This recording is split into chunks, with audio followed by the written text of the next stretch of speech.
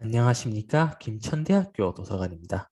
2021학년도 학술 및 연구지원 교육 시작하도록 하겠습니다. 이번 회차에서는 여러분들이 논문을 작성하시거나 과제를 수행하실 시에 쓰게 될 참고문헌의 작성에 대하여 알아보도록 하겠습니다. 본 프로의 목적은 우선 여러분들에게 참고문헌과 인용의 개념을 이해시키는 데 있습니다. 사실 다들 참고문헌을 작성하시기는 하시겠지만 그 의미에 대해서 생각해 보시지 않고 관성적으로 작성하시고 계신 분들도 분명히 계실 겁니다. 이런 분들께서는 본 프로그램을 기해서 참고문헌과 인용의 의미에 대해서 생각해 보시는 기회를 가지시면 좋을 것 같습니다. 두 번째 목적은 참고문헌을 보다 수월하게 작성하는 방법을 알려드리기 위해서입니다.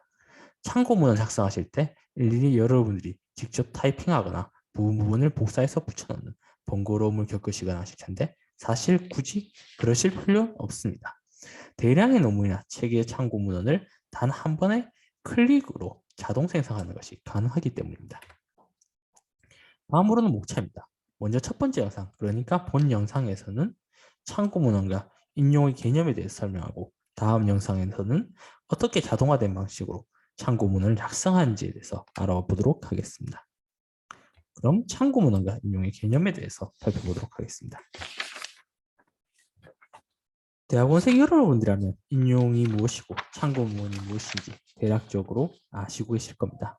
서지사항을 각주나 챕스나 글의 말미에 적어놓는 것이 참고문헌이고 참고문헌을 이제 이렇게 쓰는 것은 글쓴이가 인용을 했기 때문입니다. 그럼 인용이란 대체 무엇일까요? 인용의 사전적인 의미는 남의 말이나 글을 자신의 말이나 글 속에 끌어쓰는 행위를 의미합니다. 그럼 인용은 왜 하는 걸까요? 당연하다면 당연하지만 여러분들의 주장의 근거로 사용되는 모든 사실을 직접 조사하고 확인하는 게 불가능하기 때문입니다. 그렇기에 첫 번째로 인용은 여러분들의 글에 필요한 사실의 보충을 위해서 필요합니다. 두 번째로는 일반화된 명제, 그러니까 모두 A는 B다 같은 형태의 명제나 혹은 당위적인 명제, 즉 C는 올바르다 같은 이야기를 여러분들이 하더라도 그 말이 대단히 상식적인 수준의 이야기가 아니라면 받아들여지지 않을 겁니다. 당연하지만 저런 류의 명제는 사실 확인이 극히 어렵기 때문에 적어도 그걸 확인할 수 있는 능력이나 경험이 있는 사람이 있을 때 겨우 받아들여집니다. 즉 권위가 필요하다는 것입니다. 인용은 그러한 권위를 가져오기 위해서도 필요합니다. 세 번째로는 자신의 글에서 인용될 일반화된 명제를 권위자가 하지는 않았다 하더라도 여러 사람들이 그 명제를 지지하는 이야기를 했다면 자신이 일반화된 명제를 말하는데 발생하는 부담과 책임이 감소하게 됩니다. 인용에는 그 외에도 다른 여러 이유들이 있지만 학술적 인용의 이유에 대해서는 뒤에서 좀 더 자세히 살펴보도록 하겠습니다. 그렇다면 인용하는 것을 참고문헌으로는 왜 표현하는 것일까요? 참고문헌을 쓰는 첫 번째 이유는 표절의 방지입니다. 인용문의 출처를 밝히지 않는다면 그 모든 조사 연구는 오로지 자신의 것인 것처럼 여겨지게 되고 이때 여러분들은 TV에서 흔히 보시게 되는 논문 표절 시비에 걸리게 됩니다. 두 번째로 참고문헌은 인용했을 때 그 인용이 사실인지 아닌지 확인할 수 있게 해줍니다. 당연한 거지만 자신의 논거를 맞게 하기 위해 일부러 조작하여 인용하거나 아예 없는 문헌을 지원해서 인용할 수도 있습니다. 그렇게 해당 논문을 심사하는 심사자나 독자께서는 최소한 그 논문의 중요한 뼈대를 이루는 인용의 진위 여부를 확인할 필요가 있고 그 인용의 출처에 접근할 수 있도록 하는 조치, 즉 참고문헌의 작성이 필요합니다. 그럼 인용은 어떤 상황에서 사용될까요? 얼핏 여러분들이 논문을 쓸 때나 과제를 할 때 사용될 것이라고 생각할 테지만 사실 인용은 여러 분야에서 사용되게 됩니다. 먼저 여러분들이 쓰실 과제나 논문을 포함한 학술활동이나 학습활동에서 사용되고 있습니다. 본 프로그램에서는 이제 이 부분을 지속적으로 지금 이야기를 하고 있기 때문에 좀 여기에 대해서는 부원하지는 않겠습니다. 두 번째로는 종교활동에서도 인용은 빈번하게 사용됩니다. 가령 목사님, 신부님, 스님의 설교라는 건 경전의 인용과 해석이 근간을 이룹니다. 특정 종교의 성직자가 경전을 벗어난 이야기를 하거나 우인용을 범한다면 그게 이단이고 사이비가 됩니다. 그렇듯 종교 활동의 근간 역시 이러한 인용을 통해 이루어진다고 볼 수 있습니다. 셋째로는 법원의 공판에서도 인용은 핵심적입니다. 먼저 판결이란 우선은 법조문의 인용을 통해서 이루어지며 두 번째로는 사례가 유사한 판례 인용에 따르게 됩니다. 네 번째로는 우리의 일상적인 업무와 생활에서도 인용은 이루어지기 마련입니다. 당장 공문서 작성에서 그 공문서의 근거 서류, 법령, 규정을 인용하게 됩니다. 우리의 생활에서는 또 어떻습니까? 여러분들은 유명 정치인이나 셀럽의 말을 인용하여 상대를 즐겁게 해주기도 하고 이런저런 논쟁을 벌이기도 합니다.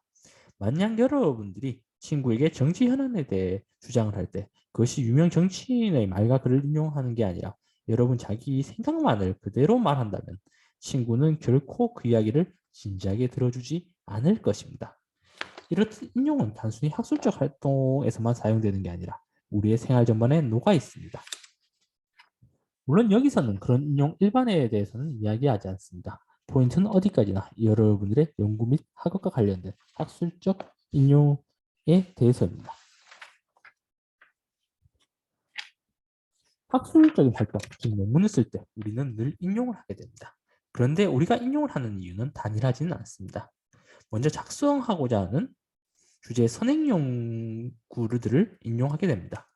이런 인용 행위는 필자의 입장에서는 해당 주제의 시작부터 지금까지의 진행 상황을 개관함으로써 미진한 부분과 방향, 현재 주요 쟁점들을 파악하여 유의미하고 학계에 기여할 수 있는 연구를 수행할 수 있게 해주기 때문이며 동시에 이를 선행 연구라는 단락으로 인용하여 표현하게 되는 것입니다.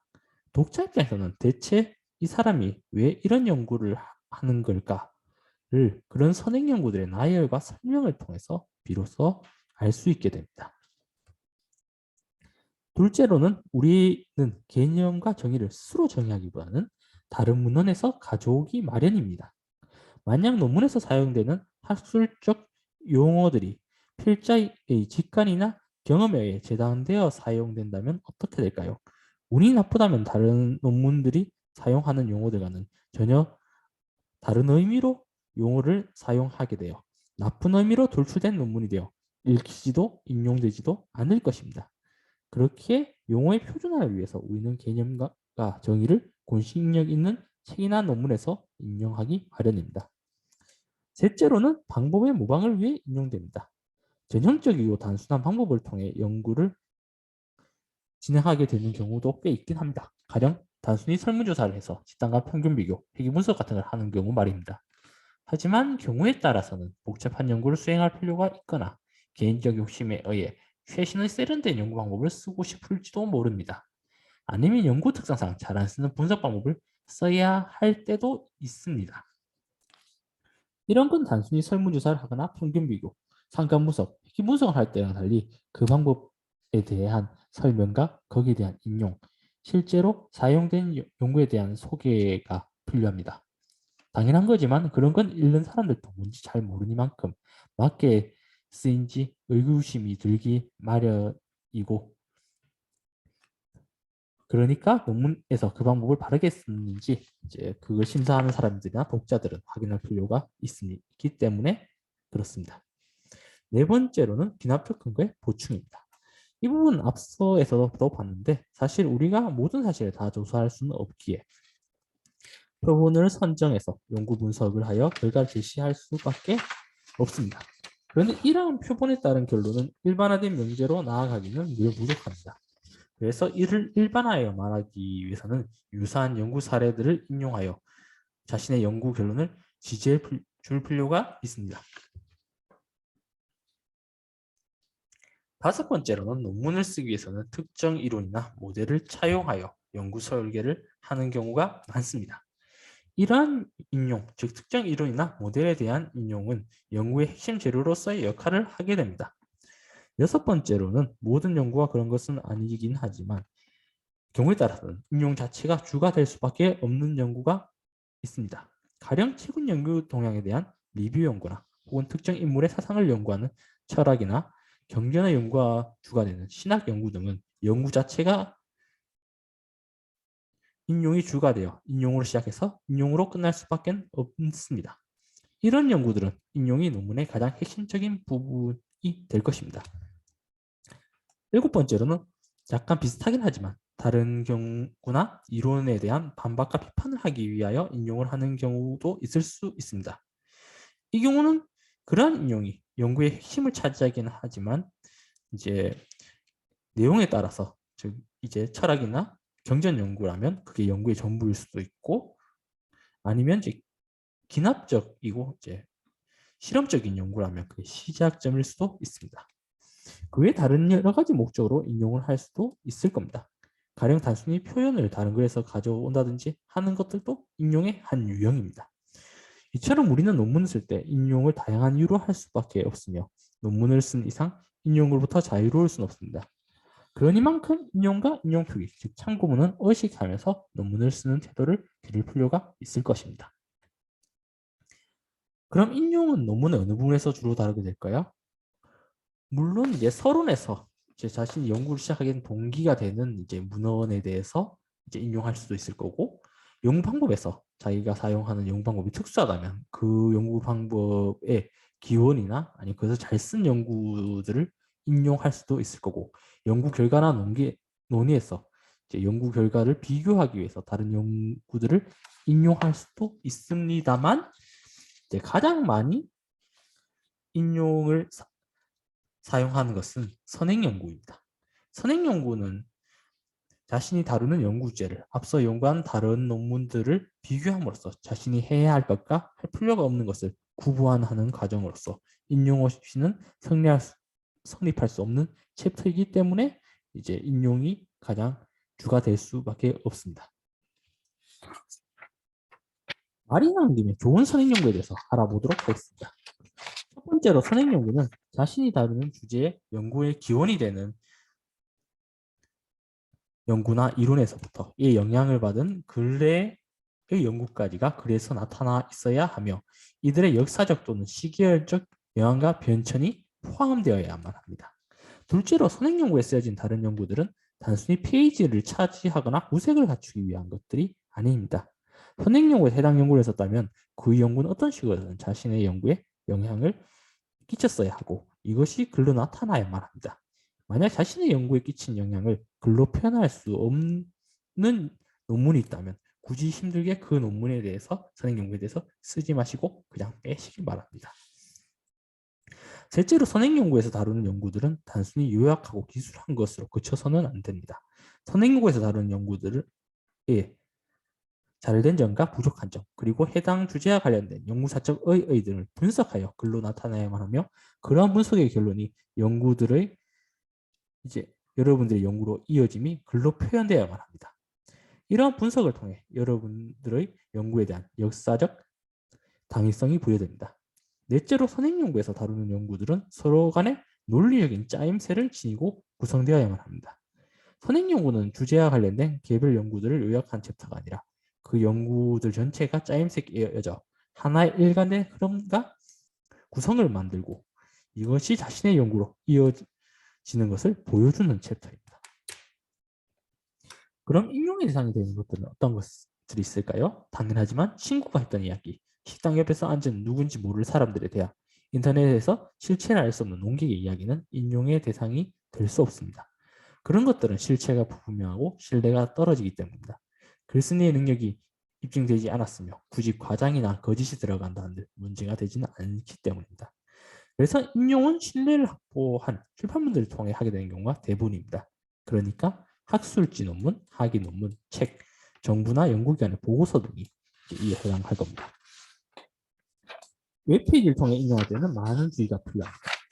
홈페이지라면 정부기관이나 대학 연구소의 홈페이지, 개인 블로그나 SNS라면 유명 학자나 전문가가 자기 분야에 관련하여 이야기한 것이라면 충분히 인용할 만합니다. 근거의 원천이 되거나 매우 신뢰할 만하기 때문입니다. 위키 중에서도 꼼꼼하게 참고문을 작성하고 있는 위키피디아라면 신뢰할 만하다고 생각됩니다. 하지만 익명으로 작성한 웹 커뮤니티의 글이나 딱히 해당 분야의 전문가도 아닌 사람이 쓴 블로그나 SNS 글, 가심용 위키라면 인용의 가치가 없다고 봅니다. 인용 가치가 있는 웹페이지는 정리하자면 다음과 같은 조건이 있다고 볼 수 있습니다. 첫째로 공적이나 신뢰성 있는 기관의 홈페이지인가? 둘째로 사적인 홈페이지나 블로그, SNS라면 본인의 실명을 공개하고 쓴 글인가? 그리고 그 실명을 공개한 사람이 이제 글의 내용에 있어 글 전문가이거나 전공자인가? 셋째로 위키라면 신뢰할 만한 참고문을 근거로 제시하여 작성되었는가 등입니다. 웹페이지는 위의 조건들을 만족할 때 비로소 인용이 가능하다고 봅니다. 물론 아예 웹페이지의 인용을 금지하는 학회나 교수님도 계시니 이건 미리 알아보셔야 합니다. 그럼 다음으로 인용했다면 그걸 어떻게 표현해야 하는가에 대해 살펴보도록 하겠습니다. 이 부분 앞에서도 살펴보았으니 간략하게만 하고 넘어가도록 하겠습니다. 우측에서 보이시는 참고문의 경우 자신이 인용했던 문헌을 리스트로 만들어서 일정한 순서에 따라 나열하는 방식이고, 좌측에 보이는 인용 주석의 경우는 자신이 인용한 부분을 각주를 달아서 어떠한 문헌에서 인용했는지 직접 나타내 표기하는 방식입니다. 과제에 따라서 둘 중 하나를 요구할 수도 있고 둘 다를 요구할 수도 있으니 잘 알아보시고 작성하시기 바랍니다. 인용을 한다고 했을 때 이를 어떤 식으로 표현하느냐도 문제입니다. 인용이란 건 여러 가지 형태로 나타날 수 있습니다. 대학원생 여러분들이라면 교수님께서 과제를 내실 때 인용 양식을 요구하기도 하며, 논문을 쓸 때는 분명히 인용 양식이 지정되어 있으니 분명히 여러분들께서는 알아두시면 좋으실 겁니다. 이야기한 대로 인용은 일정한 규칙에 따라서 작성되게 됩니다. 이는 학회나 단체들에서 저마다 규약을 통해 정하게 됩니다. 다만 번거롭게 모든 학회가 저마다 규칙을 가지고 있냐면 그건 아닙니다. 대표적인 양식을 그대로 쓰거나 혹은 그 양식을 약간 커스터마이징해서 쓰는 정도가 사실은 대부분입니다. 그래서 여기서는 그러한 대표적인 양식 몇 가지만 살펴보도록 하겠습니다. 먼저 심리학이나 사회과학 분야에서 많이 쓰는 APA 양식, 어문학 등 인문학 분야에서 많이 쓰는 MLA 양식, 그리고 의학 및 보건학 분야에서 많이 쓰는 밴쿠버 양식에서 등에 대해 이번 프로그램에서 살펴보도록 하겠습니다. 먼저 APA 양식에 대해서 살펴보도록 하겠습니다. APA 양식, 즉 APA 스타일은 미국 심리학에서 규정한 양식으로 1929년에 제안됐습니다. 미국 심리학회가 영어로 American Psychology Association, 즉 APA입니다. 즉 APA 양식은 말 그대로 미국 심리학회 인용 양식이라는 말입니다. APA 스타일은 심리학, 사회과학 등에서 널리 사용되고 있는 인용 스타일로 연구자들의 연구물의 상호교환을 도우며 출판사의 전자적 연구를 간편하게 해줄 용도로 만들어져 있습니다. 인용 양식은 그 출판물의 종류에 따라서 다르긴 한데 APA 양식의 공통된 특징은 다음과 같습니다. 첫째로 제일 먼저 저자가 나오고 다음에 갈로친 연도가 나오고 그 다음에 제목이 나옵니다. 이것만 보면 이게 APA 양식인지 대충 짐작할 수 있게 됩니다. 다음으로는 MLA 양식에 대해서 살펴보도록 하겠습니다. MLA 양식, 즉 MLA 스타일은 현대 언어학회에서 1951년에 제안된 스타일입니다. 현대 언어학회가 영어로 Modern Language Association이죠. 이것도 APA처럼 그냥 현대 언어학회라는 말을 그냥 줄여놓은 곳입니다. MLA 스타일은 인문학 분야에서 널리 사용되고 있는 양식인데 그 외에도 많은 교양 잡지나 간행물들에도 사용되고 있습니다. APA 스타일과 마찬가지로 출판물의 형식에 따라 세부적인 스타일은 바뀌지만 공통된 특징이 몇 가지가 있습니다. 첫째로 저자가 나오고, 둘째로 제목이 나오며, 셋째로는 출판 기간명이 쓰여지고, 그리고 마지막에 연도나 페이지가 나온다는 공통점이 있습니다. 끝으로 밴쿠버 양식에 대해서 살펴보도록 하겠습니다. 밴쿠버 양식은, 즉 밴쿠버 스타일은 캐나다 밴쿠버에서 일반 의학 학술지 편집인 몇 사람이 비공식 모임을 형성하여 정립한 데 기원하며 1979년 미국 국립의학도서관이 개발한 참고문 양식을 수용하여 출판하였습니다. 밴쿠버 양식은 의학 및 보건간호학 분야에서 널리 사용되는 양식으로 의학, 간호학, 보건학 분야 학술지의 표준 양식으로 잘 잡고 있습니다. 밴쿠버 양식의 공통된 특징은 첫째로 저자가 나오고, 둘째가 제목이 나오며 셋째로는 이제 그 해당한 논문이나 책이 나온 발행지가 나타난다는 데 있습니다. 그리고 참고문을 작성되는 경우 가로 순번이 앞에 붙는다는 것도 특징입니다. 네, 참고문과 인용의 개념은 여기까지 살펴보도록 하겠습니다. 다음 영상에서는 실제 자동화된 방식으로 참고문을 작성하는 방법에 대해서 알아보도록 하겠습니다. 그럼 다음 영상에서 뵙겠습니다. LMS로 시청하는 분들께서는 밑에 영상을, 유튜브로 시청하는 분들께서는 다음의 영상을 클릭하여 주시기 바랍니다. 그럼 다음 영상에서 뵙겠습니다.